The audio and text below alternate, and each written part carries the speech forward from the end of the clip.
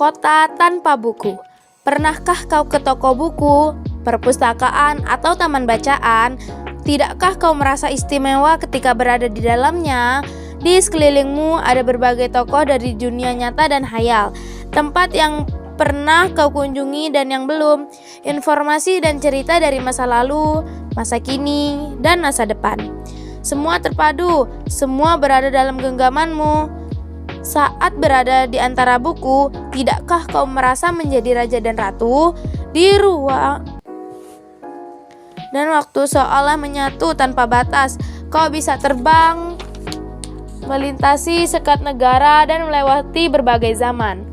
Kau bisa menyelam ke dalam samudra, melayang di angkasa, bercanda dengan aneka satwa, dan berkelana di tengah padatnya kota, juga rimba raya.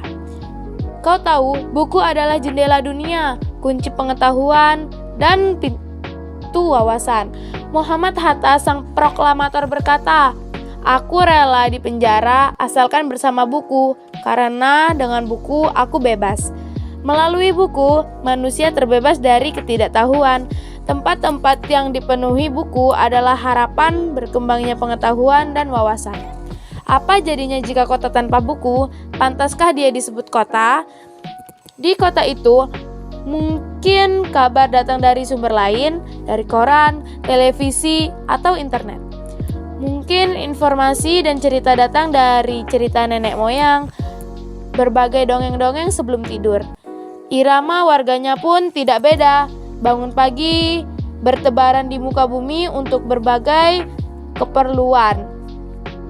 Untuk kembali pulang di siang atau sore harinya. Setelah itu mereka berangkat, tidur, dan memulai lagi hari berikutnya. Semua serupa. Di kota itu mungkin ada bangunan yang bernama perpustakaan. Di dalamnya buku-buku berderet dalam rak yang tak terjamah. Tiada tangan meraih dan membuka halaman demi halaman yang dengan sukacita.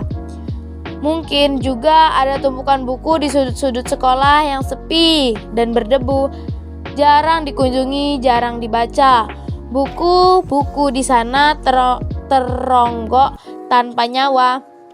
Bagaimana dengan kotamu?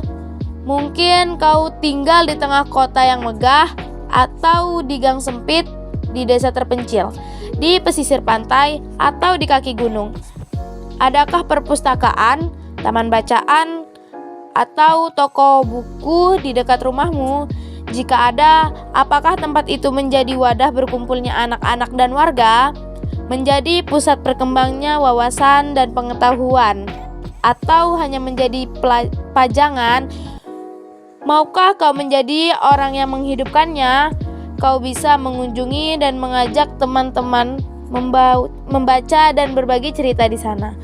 Jadikan tempat itu sumber kegembiraan dan pengetahuan.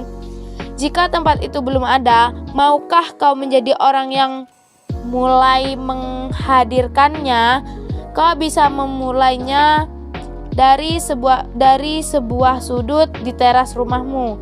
Ajak teman-temanmu memulai langkah baru. Jika biarkan waktu berlalu tanpa buku, siapapun dirimu, bersahabatlah dengan buku. Dia akan menjadi teman setiamu sepanjang waktu.